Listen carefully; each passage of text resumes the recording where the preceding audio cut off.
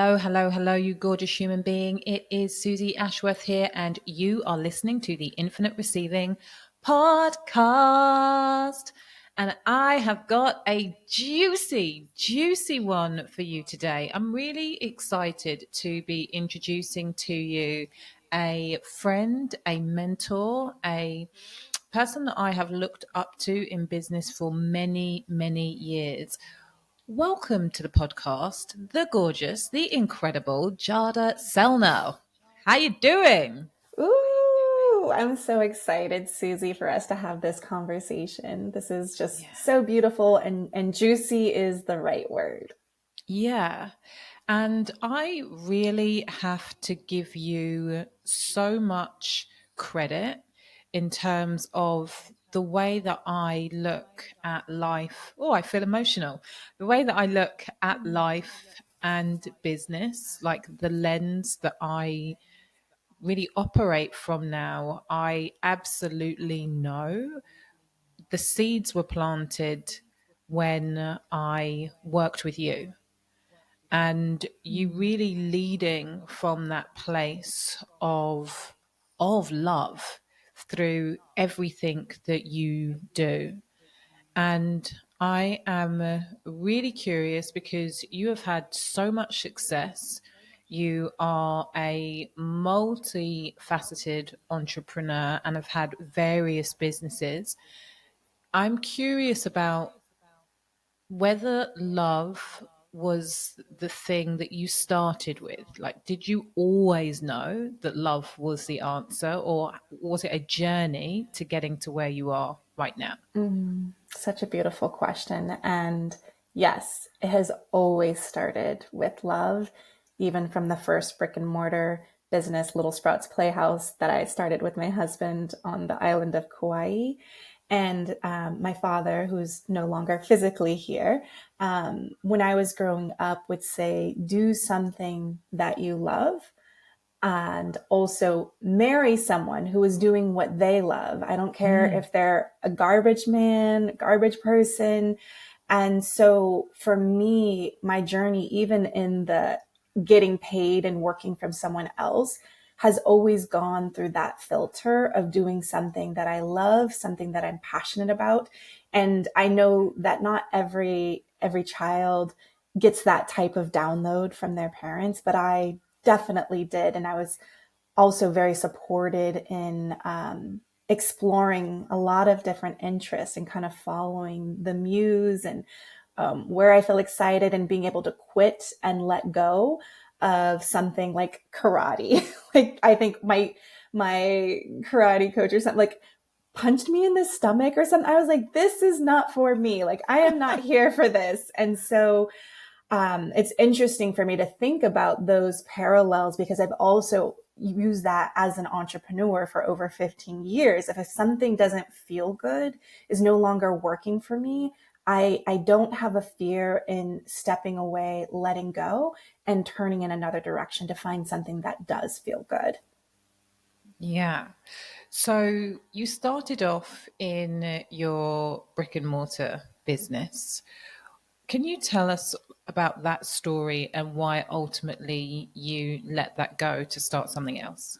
Yeah, it's interesting because I open up my book, She Builds, with my husband on the car windshield in his boxers in the middle of the night and us having a fight. So just so people know, this business did not end up being so successful. We were definitely struggling, fighting over money that we did not have.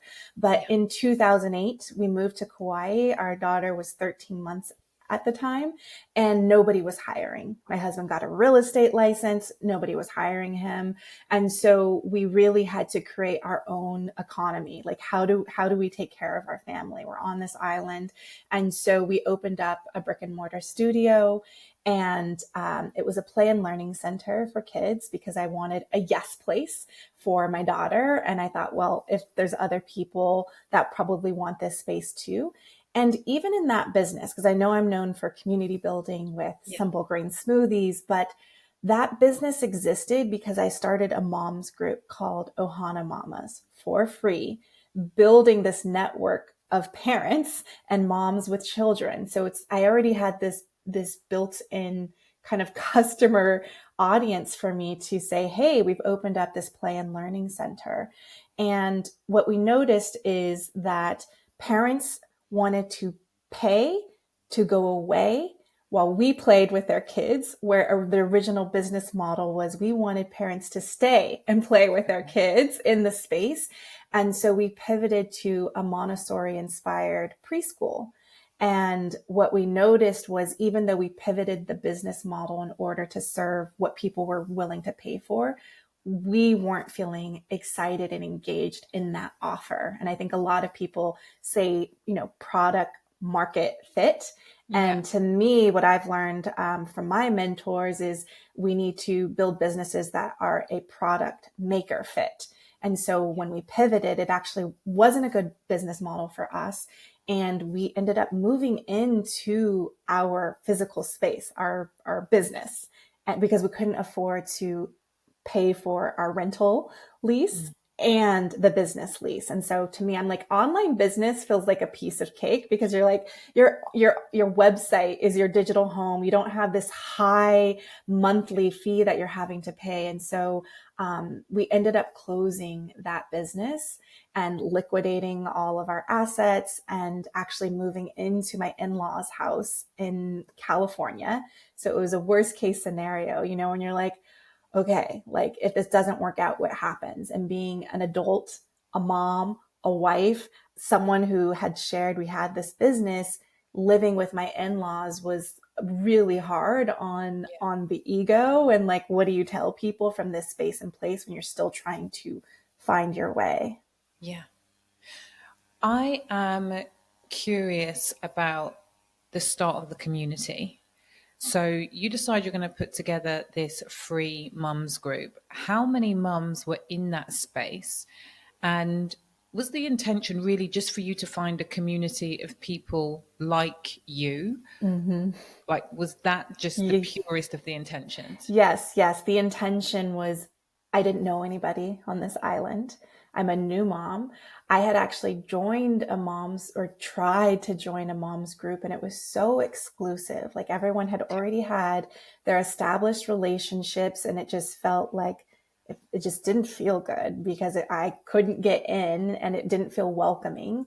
And so that's where that love piece comes in, where I want everyone to feel seen and heard and like they belong.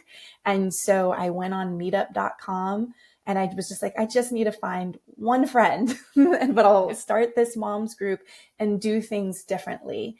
And so truly, I remember having these meetups and people would RSVP and then there would only be one person that would show up. But I was like, I'm going to show up for that one person and we're going to have a play date and we're going to let our kids run around the park. And many of those people that showed up in the early days became my closest friends and people that I could lean on. And then the group has grown to hundreds. So that was kind of the space and place where I was just really feeling my own need for wanting community and connection and belonging. But then as we were trying to figure out how do we make money, the business idea that I had was actually trying to replicate something that existed in Los Angeles, California, which is we have these indoor play centers. And like, there's nothing like that on this island. You either have to go surfing or all those pieces. And so it was kind of just great synchronicity that I started a community for me to meet my own needs for connection that then also became a way for us to build that business model out. I think it's also super interesting what you just said there, that actually the idea itself was not a brand new idea. It's something that you had seen working in LA, and it was like, okay, I'm going to bring it over. In your opinion now, on reflection, why do you think that it didn't take off in the same way as it had done in LA? That's a great question. And I think, I mean, I don't have the complete answer, but if I reflect and think about it, people didn't understand that model yet, right? And also it's a very small island. So we don't have the same concentration of people that understand that. So they understood daycare, preschool, not to just play and hang out with my kid. So it was one of those things. And also, I'm thinking about this because my husband and I, we have a brick and mortar creative studio. Like we're kind of back right now. Like we have a physical space again. And I noticed it kind of reminded me of having our space before, where you have all of these ideas and you're just trying to see what thing is going to make the money, but Yeah. you're all over the place, which is actually really difficult to market when you have so many different offerings and things going on at the same time, and you're just two people with also a toddler in tow. And so I think we were a little bit all over the place. And when we had this preschool, this Montessori preschool, it felt like a very clear offer that Sure. people could understand and get in something they had invested in before in other ways. And so our vision was so big that Yeah. people couldn't catch up to it yet. And so I think that was a piece of it, of just kind of throwing spaghetti at the wall and Yeah. nothing was quite sticking. I think that is really important because there are so many creatives, there are so many big visionaries who listen to this podcast. And sometimes, particularly in the beginning, having something very tangible, very specific, that is going to provide is answering a very specific need. There is a very clear outcome that you can talk about, is super powerful. Now, you talked about the worst case scenario and ending up in your in law's home. How did you process the guilt, the shame, the embarrassment, and all of the things that I have no doubt were present for you at that time? How did you move through that? Yeah, it was very challenging. There was embarrassment. And also, there was a difference between me, because when I started the brick and mortar business, it was during when the economic downturn Yeah. happened. So we're back in that. So this is the best time to be testing, experimenting. This is where millionaires are made, during these economic downturns, when we have to get really creative and innovative. And I remember I had a friend who also had a brick and mortar on Kauai, and she decided to go back to kind of like a 9 to 5. I'm done with this entrepreneurship game. And for me, the difference was I wasn't done. I knew that I was going to figure this out, and I didn't know how or when. And so that was kind of when I got interested in the online space.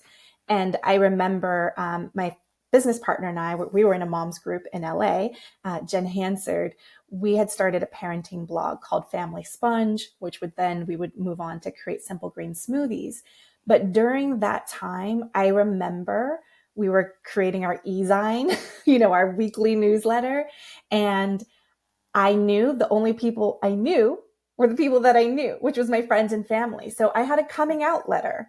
Like I truly sent an email, kind of like personal email from my Gmail, might have even been AOL, who knows, right? Hotmail. But Yeah.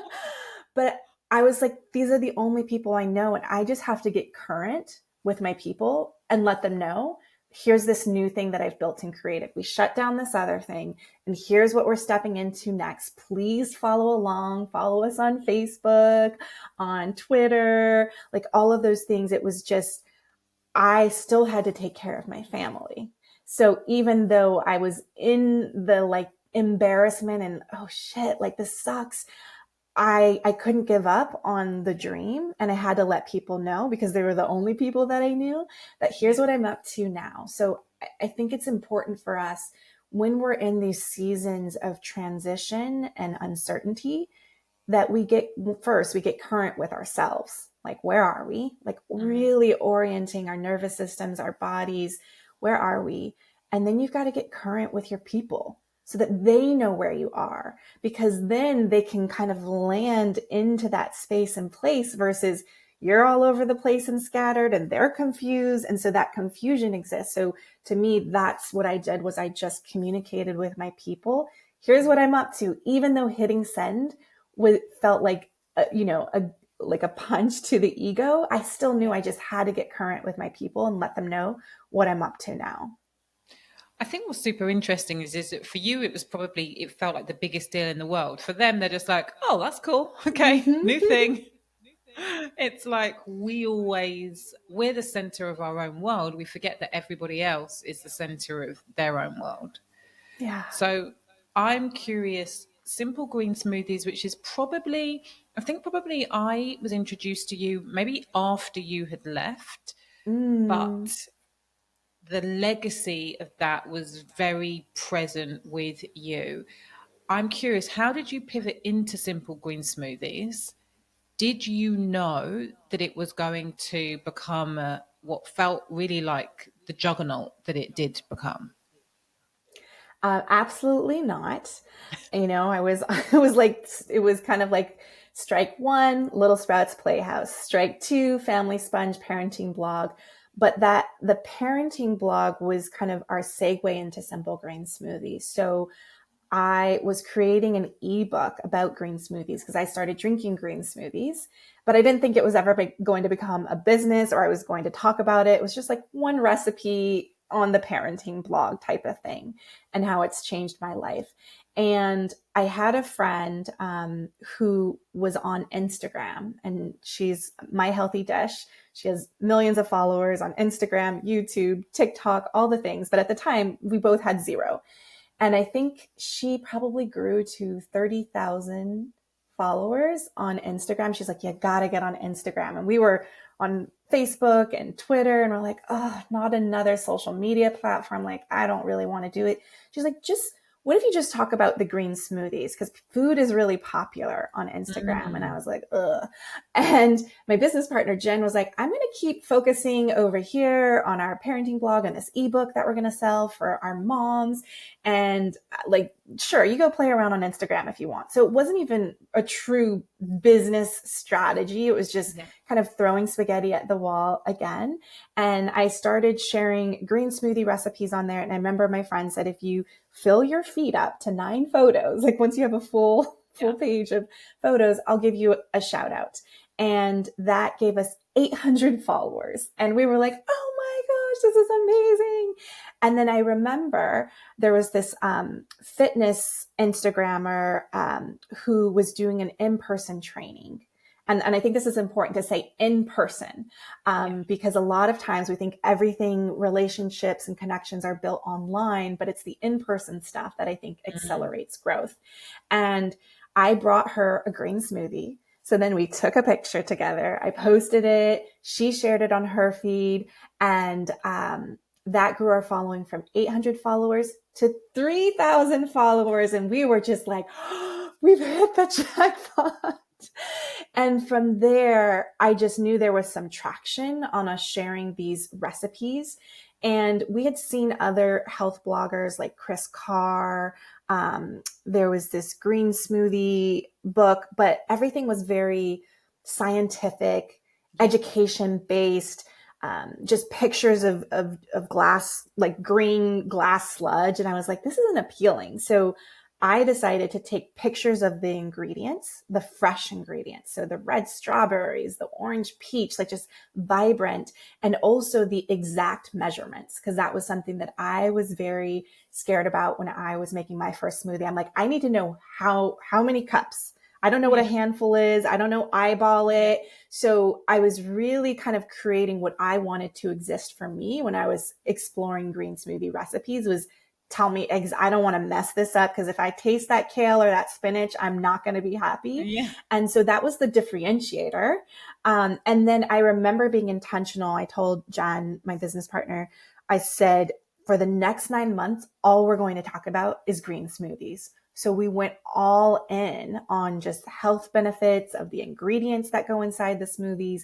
And we kind of stopped talking about all the other parenting type things like Yeah. arts and crafts with your kids and intentional living. And we just went all in on green smoothies. Like that was kind of the commitment. Like we're going all in for the next months and let's see what happens. And then it was the 30-day green smoothie challenge that really took us off and grew our following from 3,000 to 30,000 Instagram followers and also 30,000 email subscribers. So we created a challenge that you had to opt into. So that diversified and not just having everyone on social media. And that was really the piece that took us off was doing this 30-day green smoothie challenge every quarter, 4 times a year, and giving people a free experience where we add lots of value, give them recipes, shopping lists. And in 1 year, we went from that first 30,000 subscribers to 200,000 email subscribers and grew our following. I mean, by year 2, we had over 400,000 followers on Instagram. I have so many questions. I have so many questions. So I'm going to leave the money one to the end, but what I'm really curious about is your business partnership relationship. So and I think that this is important to say because I don't know many business partnerships that worked. You have the ones that really work, and then you have many, many relationships that end in the graveyard, which is really bad because many business partnerships begin as friendships. And so I'm Mm-hmm. really interested in understanding what the dynamic was like and how you split roles and yeah, what the relationship was like, especially at the beginning, like these Yeah, stages. it's interesting because we were in the same moms group, but we never really hung out. So we kind of Mhm. had this, it's like this degree of separation. But I knew that she was doing website designs. I was just kind of following, we were both just following each other. And I remember for the family sponge, I wanted a newsletter template designed. And she's like, it's normally $150, but for you, I'll do it for $75. And in that, she had wanted to create and build a blog, and I wanted to monetize something online. And so we knew, and we didn't have like a written business agreement. So we don't follow this pathway, but it was truly just an email like, okay, my ownership is marketing and monetization, and hers would be brand and visual design. So there was a very clear Mm, distinction, but we had that written in email of kind of what were the lanes that we were owning from the beginning. But we didn't have an LLC at that time. We were just kind of two stay-at-home moms trying to make yeah, ends meet. So that was for us. I think the clear distinction of who was doing what was very very important. helpful. Of like, she's bringing the brand aesthetic and making us look legit from day one. And I'm figuring out, well, how do we make money and how do we Okay. reach the most amount of people that we can?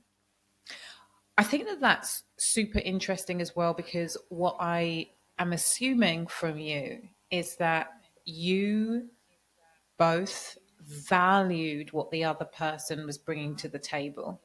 And I think that for Mm-hmm. me, at least in my business partnership, that got a little bit skewed. We were like, I'm the most important person. I'm the most important person. Whereas it doesn't sound so much like you had that battle of the egos to deal with. Is that fair to say? That would be fair to say. And also there was something in, I had kind of more of the vision ideation, and she had like that execution completion component. Perfect. And that piece was really helpful. So when we did have our business divorce, when I sold my half of the company to her to continue running, I knew what I needed in my future businesses on my Yeah. own. And I also knew I wouldn't have to split 50% of the business to get that need met of investing in visual designer, web Yes. branding, someone who can get things to the finish line and completion. So for us, it was we were such a gift to each other. Yeah. And I really borrowed a lot of the skills that I learned from her that I could bring into my next business evolution too. So it was a gift. And also there was a point where it's like, I just want to do my own thing, so it did get to that space and place where I knew Simple Green Smoothies wasn't it. And there was a bigger calling on my heart. And that was a big heartbreak and disruption for both of us in kind of creating that separation too. So I'm curious because you just answered some of the other questions that I had. How did you monetize it? Because it sounds like you were amazing at building community. You had these free challenges, but then how did people pay you? Yeah. So the first time, it was interesting, that first challenge, we were so scared to charge. And this comes a lot, especially from people who come from the mom blogging area. You know, you're like, just value, value, content, free, free, free, build the community, love, love, love. And I remember I felt so scared to charge just $5. Basically, we packaged the 30-day green smoothie challenge into an ebook. And it's like, well, they already got it for free. They could just find it in their emails, but we packaged it, made it look beautiful. We sold it for $5 and we did $8,000 in 7 days. And I was like, oh, we have a business. Yeah. And so it was finally, we were out of red. We were so excited. And with that money, it wasn't game changing money, but we invested in getting support at that time. So we had hired a friend who could basically do social media comments, email, kind of just helping us with some of the admin things. So I was like, if I answer another FAQ question about blah, I'm going to burn out. I'm not going to want to do this. And so we reinvested that money into a person to support us in the day-to-day tasks. And then we also invested in B School, Marie Forleo's online business school. That was kind of like reinvesting back into the business. And I think all we did was the extra money is we just paid ourselves back for the parenting blog where we were in the red. We were like negative thousands of dollars. So that was kind of what we did with that first money. I think that's important to hear too, of reinvesting back into the business versus kind of taking it home and like running with it. And so obviously that didn't pay the bills, but what we did from that challenge was we were going to do more challenges for free, and that we surveyed our community to create what turned into Fresh Start 21, which was a plant-based cleanse. And it was really the next step for me when I started green smoothies. I was like, I don't know. I don't want meat anymore. I just want a little break. And so we partnered with a holistic nutritionist. We partnered with a food photographer, and we built out this comprehensive PDF meal plan. And we launched it in August of 2013. And we did $86,000 in 10 days. And then that was like the changer for us. We're like, what are we doing? What did we just do? My husband, like, you can leave your full-time job. You can go do what you love, build your music program out. It was very life-changing for us to make that amount of money in such a short amount of time. And then that product would go on to make over $1 million in sales in 2 years. And it was an under $99 value. And the reason that you were able to make that amount of money is because you had focused on also building up your email list and your social media following through the challenges. Yes. What do you think that your biggest lessons about community were that you learned during that time? Because it's actually a very short period of time as well. Mm-hmm. Yeah. And it's interesting because I think a lot of people think they can't recreate that now. Yeah. But I really believe you can. And I've seen people do it. But the lessons that I learned in the building community is, one, adding value, really connecting to what people want. And not everyone wants to be in this business, but I felt like we were the Google of green smoothies on Instagram. So it's like, we know you're going to be a little lazy. You're not going to want to look it up, even though you could Google it. And what we would see a lot of our competitors is like, go look that up online yourself. Like, go do it. And we brought the content to where they were hanging out. So we were creating convenience. And then we were also creating connection. For me, I was very intentional about responding to every comment, to acknowledging every person who took the time to acknowledge us. We would acknowledge them right back. And we continued to do things like that, even having our team replicate that and being able to respond to every comment, sending, surprise and delight gift cards of like, hey, thank you so much for posting that photo of your kid drinking green smoothie. Here's a $25 gift card. Just loving up on people and really becoming their favorite person in that lane. So that was where we were finding the distinctions of what was different about us than our other competitors. We were also young moms and we were kind of a little hip. And so it's like using words like rock star and awesome. And also we were like, we also eat at Taco Bell. Like, we were just trying to be real, approachable people versus like, Yeah. we know things, we're That's scientific, perfect. we're education. I don't have a college degree, you know? Yeah. So I had to, instead of looking at that as a weakness, that I'm not educated enough, I looked at that as a unique differentiator. And something that I say in my book is that there is no unique messages, only unique messengers. There, we weren't the only green smoothie folks Yeah. out there, you know, but we were finding, how are we different than everyone else around us? And actually, let's amplify that. Yeah.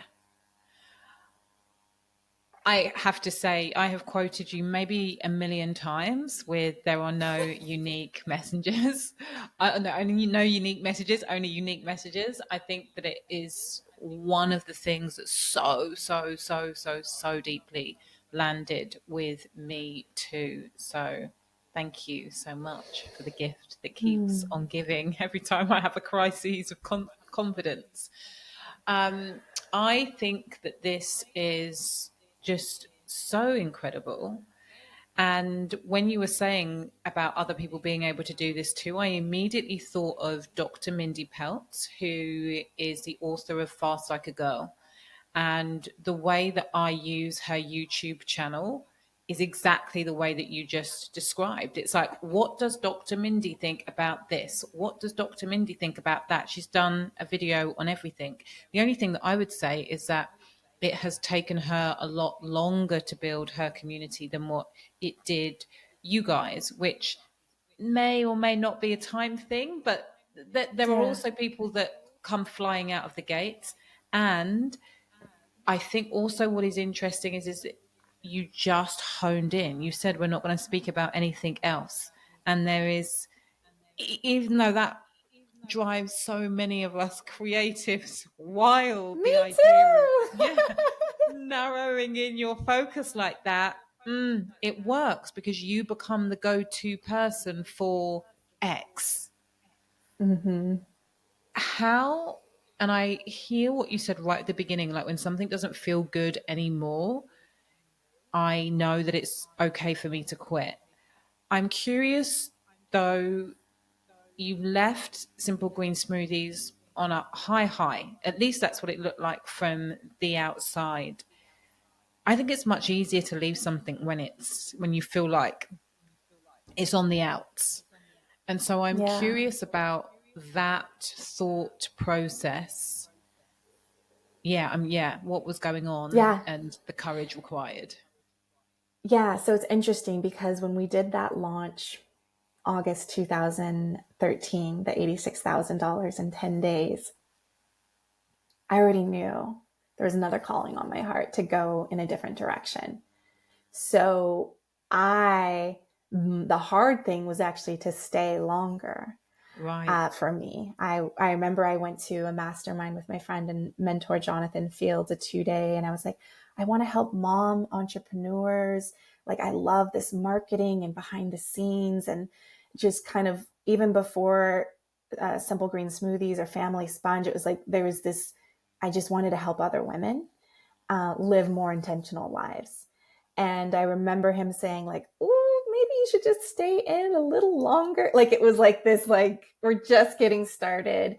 And I'm happy that I stayed. But I want to say that because usually, for at least for me, it takes about 2 to 3 years to get the courage to actually go. Mm. And that can be for people in relationships, in partnerships, in bodies of work. And so for that, I was like continuing to build, but I was always building with the intention that I knew I wanted to move somewhere else. And so I was doing speaking and Yeah. podcasting and kind of talking more about the behind the scenes of business, which is probably where you found me, right? Like, I'm kind of sharing the strategies of how we did the 30-day green smoothie challenge. I wasn't so interested in kind of the recipes and those things. And we got a big book deal for Simple Green Smoothies, which came out in 2015. And we had another offer for a high book deal for our second book. And I had a friend that said, you don't want to create a book about the thing that you don't want to be known for.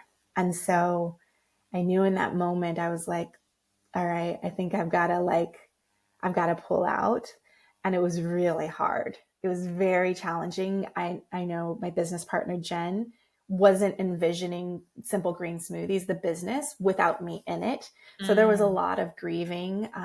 There was a lot of also, then we have valuations and money and all of that gets weaved in. And then we're women and like, what are we worth? And just a lot of stuff. And so that piece was really, really hard. And I had a huge fear that if I stepped out of that company and I was no longer the co-founder of Simple Grain Yeah. Smoothies, no one would ever invite me to be on their podcast again. Yes. No one would ever invite me to speak on their stages. I just booked a 5-figure speaking event in a couple of months, right? Like, but those are the hyper obsession of like, nobody's going to want me if I'm not attached to this thing that is so sexy and the numbers are so big and all of that. So I was like holding on of like not wanting to let go of the where the metrics and the value and the worth seemed like it was, and kind of saying like, I'm not worthy Yeah. without these pieces. Yeah. But I knew my heart was like, I was feeling drained and burnt out in the business. Like it was not aligned with how I like to express myself, which is Yeah. very distant and far away from the people and masses of numbers. I'm like, I want intimacy. I want to be in person. I want a podcast. I want to be doing events. And so Mm. the business model, right? Back to product, maker, fit. It wasn't the right fit for me anymore. It was Mm. right for a season because that money did a whole lot for me and my family, but it wasn't the right for what I want to be doing with my life long term. And so I had to come to terms with doing the buyout and going through that process. And it was November 2016 Yeah. when I sold my half of the business, signed the contract, and transferred everything over to Jen.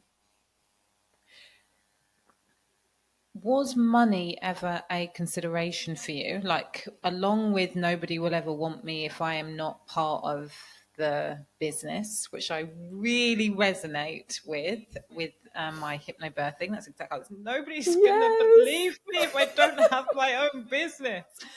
Were you ever worried about replicating the same type of financial success? Did you put that pressure on yourself? Yes, I partially, and I also created a bit of a resolution around that too. So something that I was doing probably a year to maybe even 2 years, but actually probably 2 years before I exited the company, I started really building my personal brand on the side and reinvesting the money that I was making from Simple Green Smoothies into my website, into photography, and to every quarter. I had this 2 hour date with myself from 2 p.m. to 4 p.m. on Mondays that was titled Heart Projects. And that's when I would work, that was my focus time to work on my personal brand. And I would do tests every quarter, like a 2-day mastermind, a 6-week business incubator, like just trying one-on-one coaching, 90-minute sessions, and just trying to find like, how would I want to serve on my own? And I actually got my personal brand business to 6 figures on the side while I was doing Simple Green Smoothies. So that gave me a bit of cushion to like, and the primary contributor to my family for finances. And so I knew that I couldn't just rip the band-aid, leave, and the net will appear. Like I had to be Yeah. very intentional and focused because of that. And I remember asking Jonathan Fields, I was like, am I crazy for leaving? The same person that I talked to in 2013 who was like, stay, don't leave just yet. But then we got to that place and he was like, you're asking the wrong question. The question you're asking if magic, or he said, the question is, can magic strike twice? And Yeah. the answer is yes. And so that was what I leaned on of like, okay, it's me I'm trying to believe that I can't recreate this magic of what I created here, that's like impossible. So I had to lean into the possibility that actually magic can strike twice. And so I left with that type of momentum. Doesn't mean that when I signed on the dotted line, I didn't go through a whole identity crisis for a million years and was like, who am I? What do I want to be when I grow up? What do people know me for? What's my niche? All of that, just lots of confusion. But in the confusion, I still leaned into experiments and testing, which is the thing that I do, is like, let me test and see, does this feel good? If it feels good, keep doing it. If it doesn't, stop. I think it feels really important to say that as soon as you say, which is an amazing question, by the way, like, do you think that magic can strike twice? But what is so overwhelmingly true about you and being in your presence, and I think what is activated as soon as anybody is in your presence, whether that is online or in person, is that you are the magic, you Mm-hmm. know?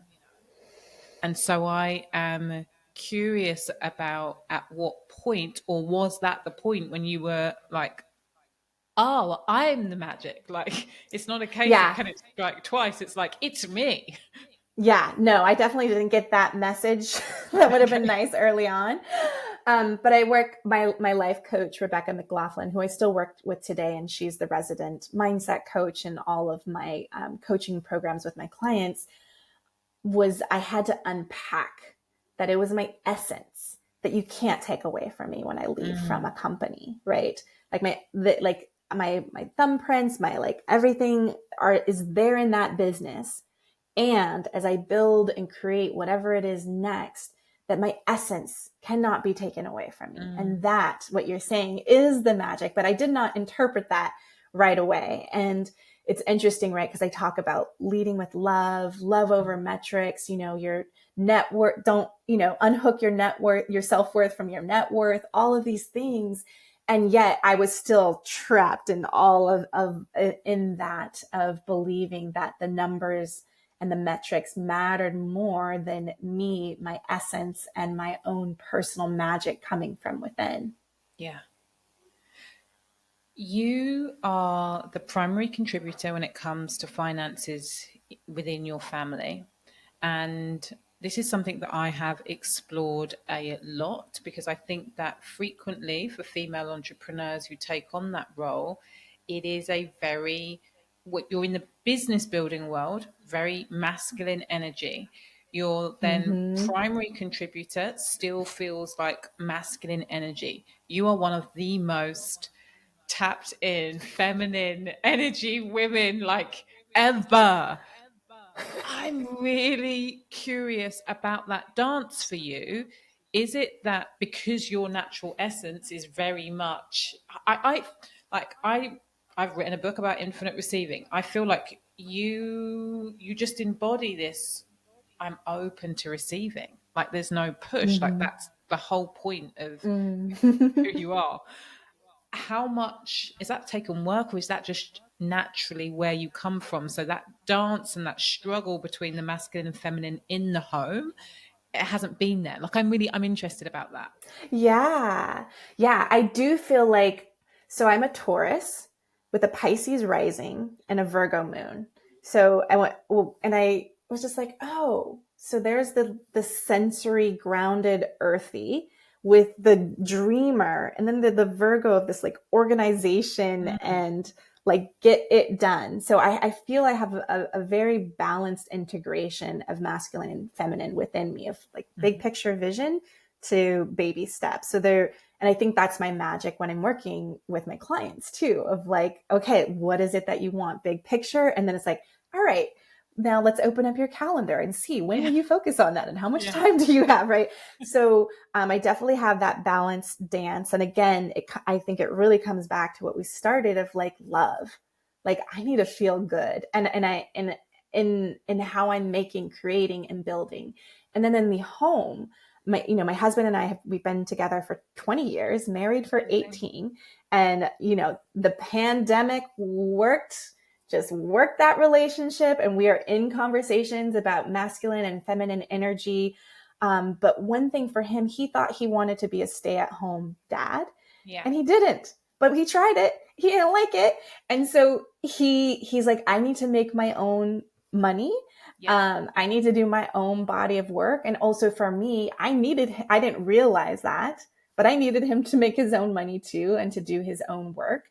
And we have agreements. I know I married an artist, a musician, an actor, like that piece. So And he's been able to build his own business, making six figures, teaching kids, doing what he loves, and having his own. So that piece for me, coming back to marry someone who loves what they do too. Yeah. So instead of him being a real estate agent, which at some, I definitely had dreams of like, make all that money so I could stay home with my Yeah. baby. And I think our lives would be different if he did take on that role, that I would probably step into more mother nurturer. But because I'm in this season, I'm like, you get one baby and we are moving. Like this is my my creation energy, instead of it in like creating more family members, I'm creating work and service in the world. And so Sure. we have very clear conversations around that. And he's still doing his inner work and connecting to his sacred masculine, and I'm doing my work. So that there is a dance in that. And we also are in a lot of conversations and around that space of how do we hold that feminine and masculine energy within our own partnership, as well as within how we show up in our work and financial contribution too. Was it a big deal for you to recognize and acknowledge that you did actually want him to go out and earn his own money? I feel like he knew before I did, which Okay. is great. Do you know what I mean? Like, Yeah. and Yeah. then I was like, oh yeah, that feels good. And I think also in this season of moving through the pandemic too, because my husband had a it's like he sees people in person. So Mm. there was that dance too, and finding that space and place, and a whole lot of couples therapy, a whole lot of somatic work, and all of that piece. But I probably recognize later on, probably in the last couple of years, that I need him to be in his full essence and expression of who he wants to be in the world. Like, I am not going to be turned on if you're not on stage doing your work and how you want to be fulfilled in the world. So it if he would have gone the stay at home dad path, it probably wouldn't have worked. Do you know what I mean? Like, because that's actually my attraction. I'm very attracted to talent like that, Yes. like singing, performance, like expression work. And so him doing his work and continuing to grow and evolve and mastery around that is very sexy to me. Yeah.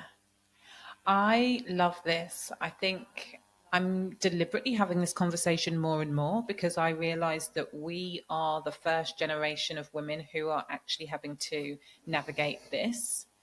And I think Mm-hmm. that when you started in entrepreneurship and you said it like 10 years ago, and for you longer, 15 years ago, actually the vision board was retire your husband. Mm-hmm. And you did say retire your husband and do what you love, but there's a whole piece around what happens when you give your partner that level of freedom because they don't have Mm-hmm. to work anymore. There's a process that has to happen when it comes to Oh yeah. finding what they love. And when you come from a coaching background or an Mm-hmm. empowerment background or you can do, it's like you also, again, you very much have to understand that you're your partner's partner, not their coach, not their Yeah. therapist, not their. Mm-hmm. Oh yes. Otherwise, again, you're occupying space that is not good for the polarity of the relationship. And we are only finding that out now. And so I think that it's Yeah. really important for people like you who have been able to weather the storm and people like me who were not able to weather the storm. And I think, everything happens for a reason. And our season was 15 years, which I'm very proud Yeah. of. And we had a great season, but understanding and accepting and identifying these stories and the importance of the role and polarity in your role and their role and all of, I think it's something that really needs to be discussed. I love that you are having this conversation, because also just the dynamic of money and power, right? Like there's a part, and I know in conversations with my friends who are primary financial contributors, that there's a power play in it. Yeah. There's something that we get Yeah. from that exchange, right? Of like, well, I make the decisions, the final decision. Like it's there. I've seen the dynamics of like, ooh, I'm kind of taking on that, like the working man and the stay at home, like, all of there's power dynamics being played out. And so I love that you named the part of like, my husband actually refused to take any like coaching strategy from me, as much as I'm like, I can help you. I can, all the things. And then also very clear of like, you need a therapist. You need that, like, really, Mm. like, that's not for me to hold that space for. Like, Yeah. I have someone who's holding emotional space for me, and you need someone who can hold emotional, unfiltered, like, say what you need to say about me to somebody else, right? Like, so Yeah. that work of women being able to have the boundaries and the clarity of like, we can't be everything to everyone all the time. We need to kind of really diversify our support. Thank you. In She Mm. Builds, you write about your love framework. Can you break down? Because you have the podcast Lead with Love, and in the book, you literally lead it with love. So, can we just talk about the love framework?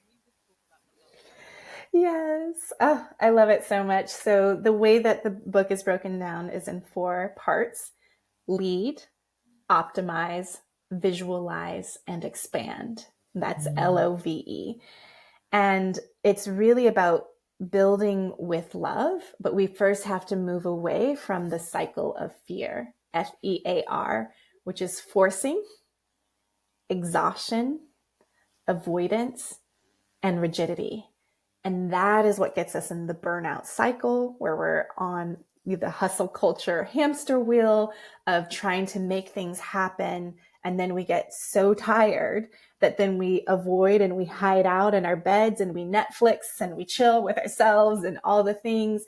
And then we're like, well, I made this plan and I made this goal, so I got to stick to it. That's the Yeah. rigidity that gets us stuck. And we just keep receding, that forcing, exhaustion, avoidance, rigidity. And so I built a framework within She Builds that is about love, that we can counter that, because I believe that hustle culture isn't working for women. It's honestly not working for anyone. I've had men read the book and leave reviews as well, which I love so much. But lead is about leading from the inside out and creating an intentional vision that is coming from within, versus creating a definition of success that is external and all Mm. these shoulds and have tos, and really being able to be intentional and have that the support to bring that vision to life. And then optimize is about not just optimizing your time and your energy, which I talk about. There's a chapter called Reclaim Your Time and Energy, but also optimizing your joy in your Mm. business. Like, I believe that, especially over these last few years, that we've built a lot of resentment in our businesses. And if you think about it, it's like the same way if you build resentment in a relationship, a partnership, that walls go up and you actually don't want to spend time in that relationship. And so then the business can atrophy in that space. And so we have to really find, how do we reclaim that joy within our businesses and how we show up and optimizing our time and energy. And then visualize is about really bringing that vision into action and putting it out in the world. And so I talk about the strategic quarterly planning process, your VIPs, which are your very important projects, and being able to say yes to about 1 to 3 projects per quarter, right? That's how I was able to do, like, create a 6-figure extra revenue stream while I was still in Simple Green Smoothies. And then expand is really about deepening. Once you've built a solid foundation for your business, everything becomes much more easier, but we also have to sustain ourselves in the process. So this is, for me, it's about refilling our wells and being able to use self-care, and not just bubble baths and facial, but Mm. really emotional self-care, of taking care of ourselves as a business strategy, not as a nice to have, nice to do, but that's actually what sustains us and keeps us in love with our work. Because it's like, who wants to be in a relationship where you never get to rest or have Yeah. fun, or just, be in that space and place? So for me, expand is about deepening your roots in something where it's like, where I'm planted, is where I want to be planted, right? And being able to be in that space to expand. But you've got to do lead, optimize, and visualize to make sure you're aligned. And then we can build a sustainable business from the inside out. One of the questions that you asked me when we work together is a question that I continue to ask myself and ask my clients now is how do you desire to feel today? And I Mm-hmm. remember saying to you, I want to feel alive. I want to feel orgasmic. I want to feel turned on. I want to feel tuned in. And it was so clear to me that how I was living my life was not giving me the opportunity to feel any of those feelings on a day to day basis. And actually, just asking that question and then bringing intention to who I was being and what I was doing on a day to day basis absolutely led me to my biggest months in business financially back then, giving myself that permission. So simple, but so potent, so powerful, and so easily forgotten and missed. So thank you. Yeah. You're welcome. I love it. I love it. And that's the intentionality, right? Of carving out enough time and space to think about what it is that you want. Mm, How do you want to feel? And then what will feel good in order to get you closer to that vision and for us to start to do that dance and just reflection of like, what is working? What's not yeah. working? What might we do differently to shift and keep evolving? And it's everything is very cyclical Mm, and we're going to keep repeating these pieces and yeah, everything that I put in She Builds is really everything that I've worked on with my clients where they've just started their business or they're running a $5 million a year business. Like the yeah. tools and strategies are the same for Yeah. everyone. Like back to basics, the foundations is so important. Yeah. They're the questions that you ask in your quarterly planning process. I'm like, yes, It's she all knows in what there. she's I didn't talking hold about. back. I would love to ask you before we finish up. I have 6 questions that I always ask people in celebration of the launch of Infinite Receiving. Thank you so much for giving me your beautiful recommendation. What does Infinite Receiving mean to you? It means openness to receive love in full abundance. Just open, receive abundantly love. Beautiful. How good are you at doing that at the moment? I feel I'm really good at receiving. I, and I will say that it was in 2019 when I had a season of grief and loss. My Mm, father passed away, my 16-year-old brother passed away, and we put down our 13-year-old dog. And this all happened within 6 months. mm, And before that, I would give love, like give, over giving, over responsible, over caretaking. And when I was just depleted and heartbroken and grieving, I had to learn how to receive love, to be fully supported, to have no capacity to reciprocate love in that season. And that really opened me up of how to receive in a very deep way. yeah. Thank you for sharing that. Because I remember during that time as well, you really went inwards, and it felt Mm-hmm. so. I mean, outside of you had so much loss in such a short time. So, and of course, you needed time, but it felt also very powerful to witness you Mm-hmm. saying, "This is what I need for me. Yeah. I'm battening down the hatches, and I'm just being with my heart right now." Mm-hmm. Really important. Yeah. And giving myself that space I was able to get to really allowing myself to grieve and process and minimize how I was showing up. I was able to get a multiple six-figure book deal for She Builds. I had the cocoon and the safety to write the book with a lot of spaciousness and ease. And had I not allowed myself to fully surrender to how grief can take you out, because the opposite of that is folks will overwork and overfunction and burn themselves out and not give them space to express their emotions and feel the deep sadness. And we do that, like leaving a business, grief, right?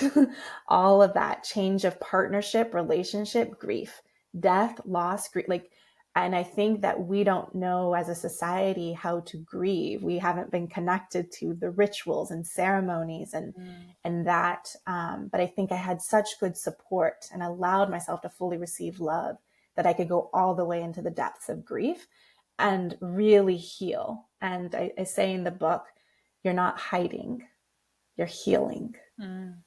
And that so many of us put that of like, I'm hiding out. I haven't been on social. I haven't been on visible. I'm like, no, that was intentional.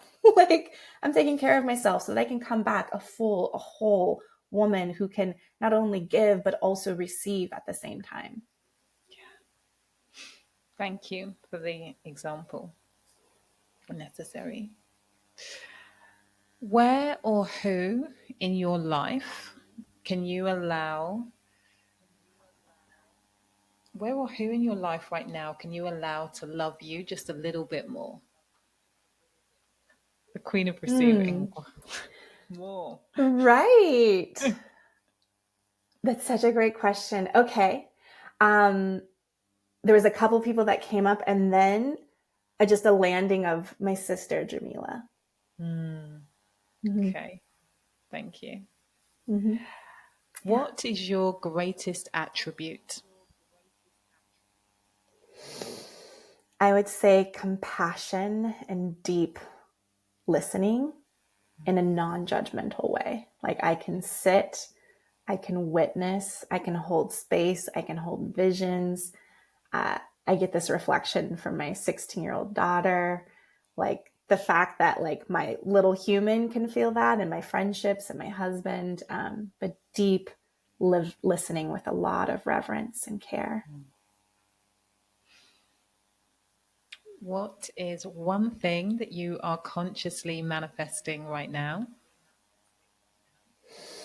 So interesting. I had a dream about us having our conversation last night because I was like, what is my dream?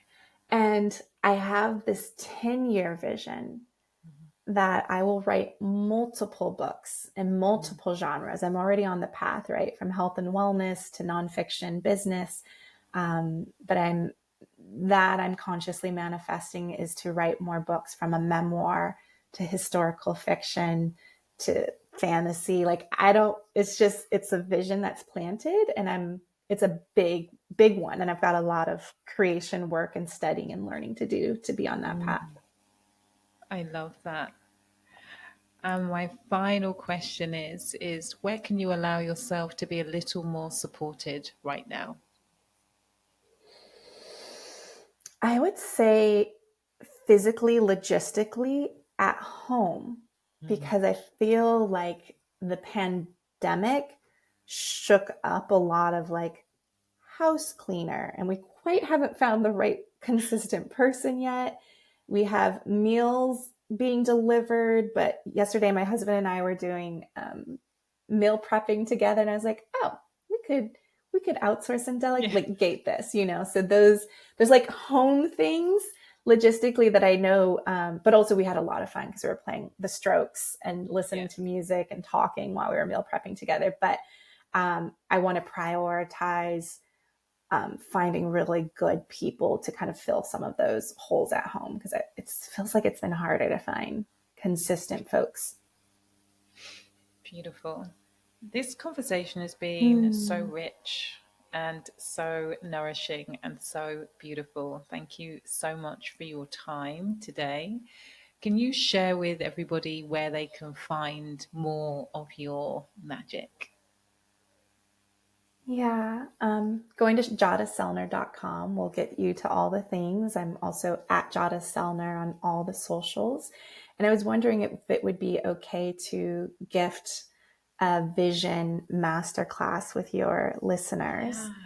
to really go through the future vision prompts and questions that are in the book, but they could get access to it for free. Because I think when we're in seasons of reinvention, that we can really ground ourselves in what do we really want, but we have to sit and think about what those questions are. So if you go to shebuilds.com/vision, and what should the code be, Susie, for them to enter for your community? Is it infinite?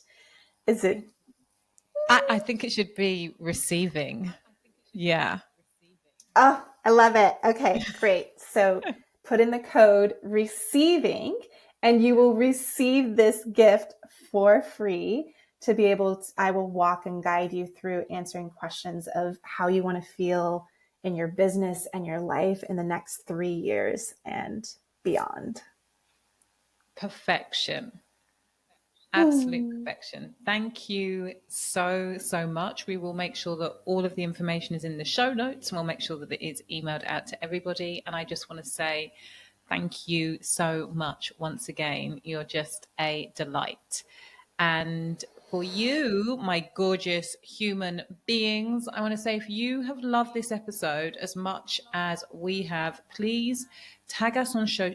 Tag us on social, tag us on social media, and please share this episode with at least one person you know will benefit from some of the so many golden nuggets that Jada shared in this episode. We would be truly, truly grateful. And in the meantime, please remember that faith plus action equals miracles.